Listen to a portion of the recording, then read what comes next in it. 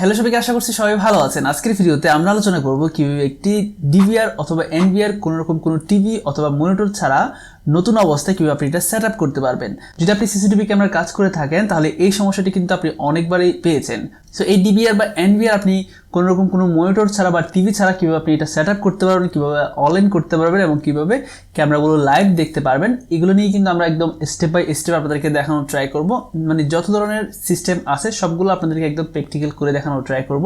আশা করছি আপনারা এই একটা ভিডিও দেখে কিভাবে এই ডিভিআর বা এনভিআর কোনো মনিটর বা টিভি ছাড়া সেট আপ করতে হয় সেটা এই এক ভিডিও দেখেই আশা করি আপনারা বুঝে যাবেন। সো আর বেশি কথা না বেরিয়ে চলুন শুরু করা যাক আজকের ভিডিওটি। আর হ্যাঁ, যাওয়ার আগে বলে যাচ্ছে, আপনি যদি এখনো চ্যানেলটি সাবস্ক্রাইব করে না থাকেন, এখন চ্যানেলটি সাবস্ক্রাইব করে পাশে থাকা বেল আইকনটি বাজিয়ে দিয়ে আমাদের সঙ্গেই থাকবেন। সো শুরু করা যাক।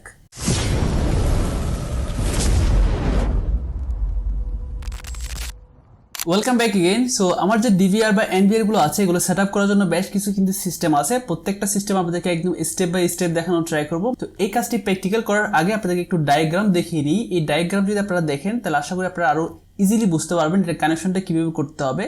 কানেকশন যদি আপনি বুঝতে পারেন তাহলে আপনি যখন প্র্যাকটিক্যাল কাজগুলো করবো তখন আপনি ইজিলি এগুলো বুঝতে পারবেন। সো আপনাদের একটু ডায়াগ্রামগুলো একটু দেখিয়ে দিই। সো আমরা কম্পিউটার স্ক্রিনে চলে আসলাম। কম্পিউটার স্ক্রিনে আসার পর এখানে ফার্স্টে দেখতে পাচ্ছেন এখানে সলিউশন 1 দেখা যাচ্ছে। সলিউশন 1 হচ্ছে আমার যে ডিভিআরটি থাকবে, এই ডিভিআরটির সাথে একটি এইচডিএমআই কেবল লাগিয়ে আপনার টিভি অথবা মনিটরের মধ্যে এই ডিসপ্লেটি নিয়ে গিয়ে আপনি ডিভিআরটি সেট আপ করতে পারবেন। এখন কথা হচ্ছে আমার কাছে নেই, সেক্ষেত্রে আমরা এটা কিভাবে কানেকশন করবো, এটার জন্য কিন্তু মূলত আজকের ভিডিওটি। সো আমাদের এক নম্বর সলিউশন সবাই কিন্তু সবসময় এইভাবেই সেট আপ করে থাকি। মাঝে মধ্যে আমরা ভিজিএ কেবল ব্যবহার করি অথবা আমরা এখানে এইচডিএমআই কেবলও ব্যবহার করতে পারি।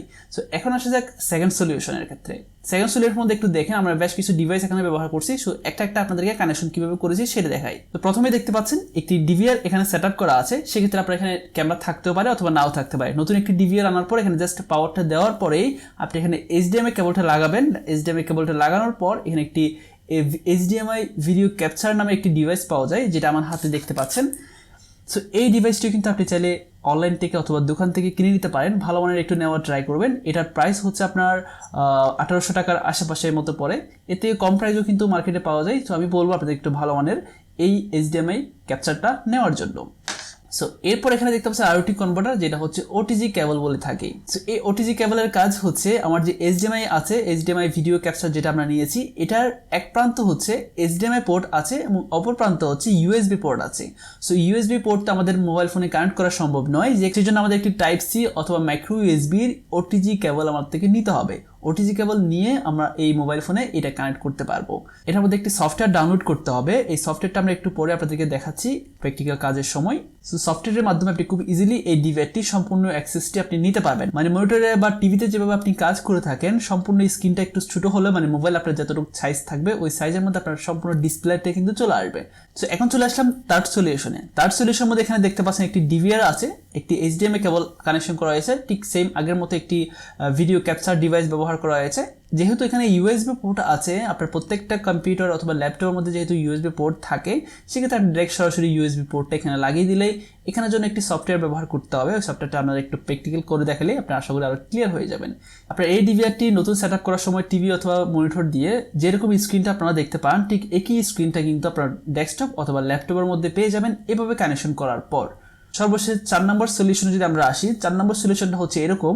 সো বাকি 3 নম্বর সলিউশনের থেকে 4 নম্বর সলিউশনটা একটু জটিল মনে হতে পারে, কারণ একটু যখন আপনি শিখে যাবেন তখন এটা খুব ইজি হয়ে যাবে আপনার জন্য। সো কিভাবে কানেকশন করতে হবে সেটা আপনাদের একটু দেখিয়ে দিচ্ছি। সর্বপ্রথম হচ্ছে আপনাদেরকে একটি রাউটার নিতে হবে। এই রাউটারের মধ্যে ইন্টারনেট থাক অথবা না থাক তাতে কোনো সমস্যা নেই। আপনার ইন্টারনেট থাকলেও কাজ হবে, না থাকলেও কিন্তু এই কাজটি আপনারা করতে পারবেন। এই রাউটার থেকে সর্বপ্রথম একটি কেবল বের করতে হবে, যেটা হচ্ছে ক্যাট 6 কেবল। দুই পাশে দুইটা RJ45 লাগানো থাকে। এই কেবলটি আপনার এক প্রান্ত থাকবে হচ্ছে রাউটারের পাশে, অন্য প্রান্ত আমরা জাস্ট ডিভিআর এর মধ্যে যে ল্যান পোর্ট থাকবে ওই ল্যান পোর্টের মধ্যে দিয়ে দিতে হবে। তাহলে আমার ডিভিআর এবং রাউটারের কানেকশন হয়ে গেছে।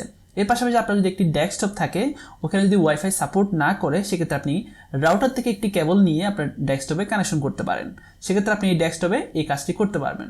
বা আপনার ডেস্কটপে যদি ওয়াইফাই কাজ করে, সেক্ষেত্রে আপনি এই রাউটারের ওয়াইফাই সিগন্যালটা এখানে পাসওয়ার্ড দিয়ে কানেক্ট করে এখান থেকেও কিন্তু আপনি এই ডিভিআরটি সেট আপ করতে পারবেন। সো আপনার কাছে যদি এই ডেস্কটপের জায়গায় ল্যাপটপ থাকে সেক্ষেত্রে আপনি এই কাজটি করতে পারবেন, ওয়াইফাই এর মাধ্যমে কানেকশন করে ফেললেই এই ডিভিআরটি সেট আপ করতে পারবেন ল্যাপটপের মাধ্যমে। এর পাশাপাশি আপনি মোবাইল দিয়েও এই ডিভিআরটি কিন্তু সেট আপ করতে পারবেন। সেক্ষেত্রে আপনার কি করতে হবে, সো ডিভিআরটি সর্বপ্রথম রাউটারের সাথে কানেকশন করে ফেলতে হবে। রাউটারের সাথে কানেকশন করার পর আপনার মোবাইলটিও ঠিক একই ওয়াইফাই এর মধ্যে থাকতে হবে। সো এই চারটা সলিউশন থেকে কিন্তু সর্বপ্রথম যে সলিউশনটা আপনাদেরকে দেখিয়েছি এটা আপনারা ইজিলি জানেন কিভাবে এটা কানেকশন করতে হবে। বাকি যে তিনটা সলিউশন আছে সেটা এখন আমরা প্র্যাকটিক্যাল ভাবে করে দেখাবো। চলুন প্র্যাকটিক্যাল করা যাক। সো এখানে দেখতে পাচ্ছেন সলিউশন 1, এভাবে প্রথমে কানেকশনটা করে নিন। কানেকশন করার পর আমাদের চলে আসতে হবে মোবাইল স্ক্রিনের মধ্যে। সো মোবাইলে যেহেতু আমরা কাজ করব সেক্ষেত্রে আমাদের একটি সফটওয়্যারের প্রয়োজন আছে, যে সফটওয়্যারটির নাম হচ্ছে ইউএসবি ক্যামেরা। ওকে, সো এখানে দেখতে পাচ্ছেন এই হচ্ছে ইউএসবি ক্যামেরা সফটওয়্যার। এই সফটওয়্যারটা অবশ্যই আপনাদের প্রয়োজন হবে যদি আপনি এই কাজটি মোবাইল ফোনে করতে চান। ওকে, খুব ইজিলি কিন্তু সফটওয়্যারটি ডাউনলোড করতে হবে এবং ডাউনলোড করার পর এটা কোনো রেজিস্ট্রেশন করার কোনো প্রয়োজন নেই, সরাসরি এটা কিন্তু ওপেন হয়ে যাবে। ওকে, সো এটা আমাদের ইনস্টল হচ্ছে। ওকে, আমরা ওপেন করে নিয়েছি। ওপেন করার পর এখানে এই ধরনের একটি ইন্টারপেজ ওপেন হবে। আপনার ডিভিআরটি হিগভিশন অথবা দাহুয়া হোক তাতে কোনো সমস্যা নেই, সরাসরি কিন্তু এই কাজটি করতে পারবেন। সো এখানে দেখতে পাচ্ছেন এখন স্ক্রিনটি অনেকটা এরকম আসলো। এখান থেকে আমরা জাস্ট স্টার্টে ক্লিক করার পর এখানে অ্যালাউ ক্লিক করে দিতে হবে। ওকে, অ্যালাউ ক্লিক করার সাথে সাথেই কিন্তু আপনার যে ডিভিআর স্ক্রিনটি থাকবে এটা কিন্তু এই ধরনের স্ক্রিনটা চলে আসবে, সাথে সাথে কিন্তু স্ক্রিন চলে আসবে। ওকে, তাতেও আপনার থেকে কোনো সেটিং বা কোনো ফাংশন আপনাকে যেতে হবে না, সরাসরি কিন্তু স্ক্রিনটা চলে আসবে। আপনার ডিভিআরের মাউস দিয়ে কিন্তু আপনি এখান থেকে এটা কন্ট্রোল করতে পারবেন। তো নেক্সট সলিউশন হচ্ছে থার্ড। সো এখানে দেখতে পাচ্ছেন এভাবে কানেকশনটা প্রথমে করে নেবেন। প্রথমে কিন্তু এই বিষয় নিয়ে আমরা ভিডিওতে বলেছি। সো এভাবে কানেকশন করার পর এখান থেকে একটি সফটওয়্যার ডাউনলোড করতে হবে আপনার ল্যাপটপ অথবা ডেস্কটপের মধ্যে, যেটার নাম হচ্ছে OBS স্টুডিও। এই হচ্ছে সফটওয়্যার, লিঙ্ক ডিসক্রিপশনে থাকবে, এখান থেকে ডাউনলোড করে নিতে পারেন। সো OBS স্টুডিও চার্জ করার পর এখানে তিনটা পেয়ে যাবেন, তিনটা অপারেটর সিস্টেমের মধ্যে তিনটা অপারেটিং সিস্টেম এখান থেকে আপনি ডাউনলোড করতে পারেন যেটা আপনার প্রয়োজন। যেহেতু আমাদের উইন্ডোজ নয়, আমাদেরটা ম্যাক, সো আমরা ম্যাকটা ডাউনলোড করে নিচ্ছি। খুব ইজিলি কিন্তু এটা ডাউনলোড করতে পারবেন, ডাউনলোড করতে কোনো প্যারা নেই। তো OBS স্টুডিওটা ডাউনলোড করার পর অনেকটা এই ধরনের ইন্টারফেস কিন্তু আপনার সামনে ওপেন হবে। সো এখান থেকে ফার্স্টে আমরা স্ক্রিন ক্রিয়েট করতেছি একটা, আমাদের একটা স্ক্রিন আছে, এটা স্ক্রিনটা আমরা ডিভিআর নাম দিলাম। আপনার যেটা ভালো লাগে ওইটা আপনি নাম দিতে পারেন, তাতে কোনো সমস্যা নেই। এরপর আমাদের এখানে স্ক্রিনটা অ্যাড হয়ে গেছে, যেটার নাম আমরা ডিভিআর দিয়েছি, এবং আমাদের একটি সোর্স অ্যাড করতে হবে। তো আমরা প্লাসে ক্লিক করলাম। প্লাসে ক্লিক করার পর এখান থেকে আমরা মিডিয়া সোর্স যেটা আছে এটাতে ক্লিক করলাম। এরপর আমরা র্যান্ডমলি ওকেতে ক্লিক করলাম। কিছু এখান থেকে পরিবর্তন করতে হচ্ছে না, আমি জাস্ট সিম্পলি এখানে ওকেতে ক্লিক করে দিবেন, জাস্ট সেট। দেন এর পরবর্তীতে আমাদের এই মিডিয়া সোর্সের মধ্যে একটি ডিভাইস অ্যাড করতে হবে, আমাদের ডিভিআরটি অ্যাড করতে হবে। সো মিডিয়ার মধ্যে আমাদের রাইট বাটনটা ক্লিক করতে হবে। ক্লিক করার পর একদম উপরে দেখতে পাচ্ছেন অ্যাড আছে, অ্যাড থেকে আমাদের ভিডিও ক্যাপচার ডিভাইস যে অপশনটি আছে এটাতে সিলেক্ট করে দিলাম। দেন এখান থেকে আমরা ওকেতে ক্লিক করে দেব।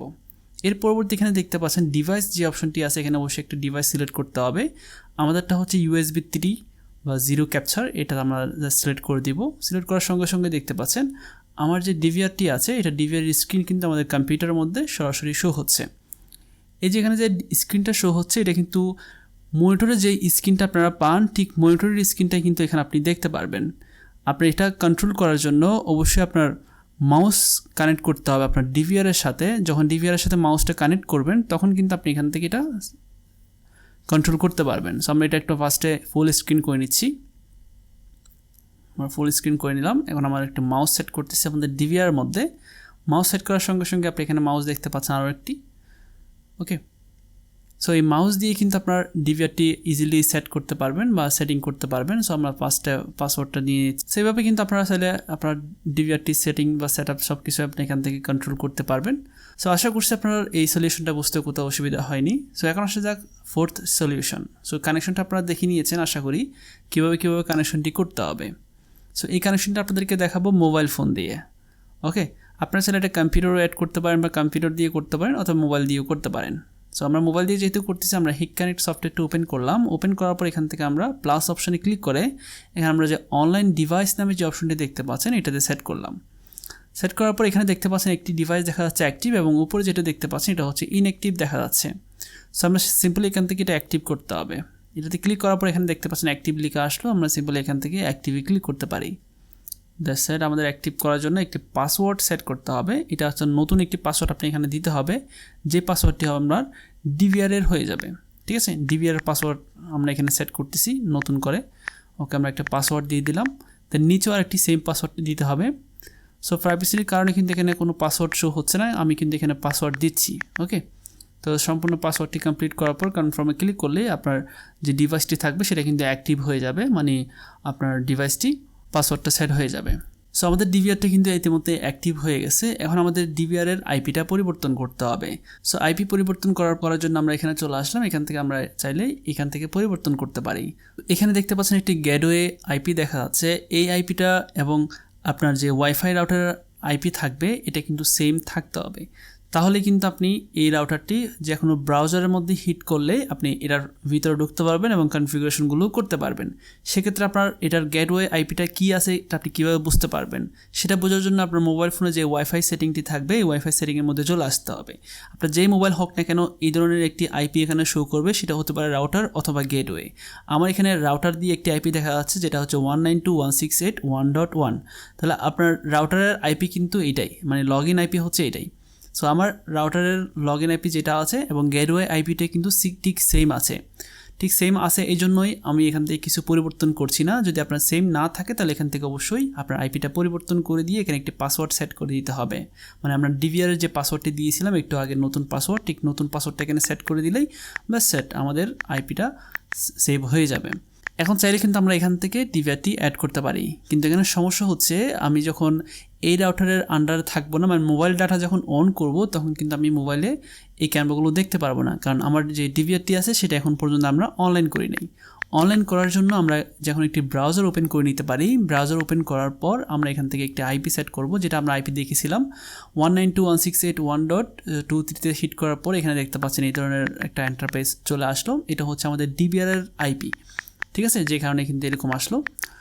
সো এখানে আমরা পাসওয়ার্ডটি সেট করে দিচ্ছি। পাসওয়ার্ড সেট করার পর লগ ইনে ক্লিক করার সাথে সাথেই এই ধরনের ইন্টারফেস কিন্তু ওপেন হয়ে গেল। সো এখান থেকে কিন্তু আপনারা সব কিছু কন্ট্রোল করতে পারবেন, টাইম সেটিং থেকে শুরু করে প্লেব্যাক রেকর্ড দেখা থেকে শুরু করে সব কিছু কিন্তু আপনি এখান থেকে কন্ট্রোল করতে পারবেন। সো এখন আমাদের মূল কাজ হচ্ছে আমার যে ডিভিআরটি থাকবে বা এনভিআরটি থাকবে এটা অনলাইন করার জন্য আমরা কনফিগারেশনে ক্লিক করলাম। কনফিগারেশনে ক্লিক করার পর এখানে নেটওয়ার্ক নামে একটি অপশন দেখতে পারবেন, একটু জুম করে নিলেই। সো সিম্পলি এখান থেকে আমরা নেটওয়ার্ক যে অপশনটি থাকবে ওই অপশনে সিলেক্ট করে দিয়ে দেন অ্যাডভান্স সেটিংয়ের মধ্যে ক্লিক করলাম। দেন উপরে দেখতে পাচ্ছেন একটি প্ল্যাটফর্ম অ্যাক্সেস অপশন আছে, সো এখানে আমরা সিলেক্ট করে দিলাম।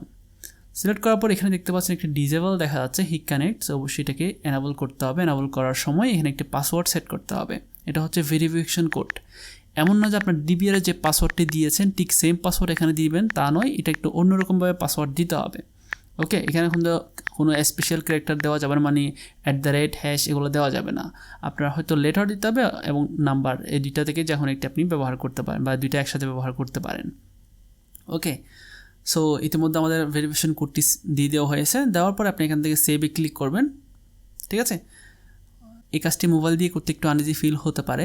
সেভ করার পর একটু রিফ্রেশ করা মাত্র এখানে দেখতে পাচ্ছেন আমাদের যে ডিভিআরটি আছে সেটা কিন্তু ইতিমধ্যেই অনলাইন দেখা যাচ্ছে। আমরা কিন্তু এইভাবেই ডিভিআরটি অনলাইন করে ফেলেছি। এখন আপনি চাইলে ইজিলি মোবাইল ফোনে ক্যামেরাগুলো বা ডিভিআরটি অ্যাড করতে পারেন। সো যারা ভিডিওটি এতক্ষণ পর্যন্ত কন্টিনিউ করছেন তাদেরকে অসংখ্য ধন্যবাদ। সো আমরা যে 4টা সলিউশনের কথা বলেছি, এই 4টা সলিউশন কিন্তু আপনি এই একটা ডিভাইসের মাধ্যমে কন্ট্রোল করতে পারবেন। সো এই ডিভাইস নিয়ে যদি আপনাদের জানার প্রয়োজন হয় বা আপনি যদি এই ডিভাইস নিয়ে জানতে চান তাহলে কমেন্ট সেকশনে কমেন্ট করে রাখেন। আমরা পরবর্তী ভিডিওতে শুধুমাত্র এই ডিভাইসটা নিয়ে একদম ডিটেল ভিডিও নিয়ে আসবো। সো আজ এই পর্যন্তই, সবাই সুস্থ থাকুন, ভালো থাকবেন, আল্লাহ হাফেজ।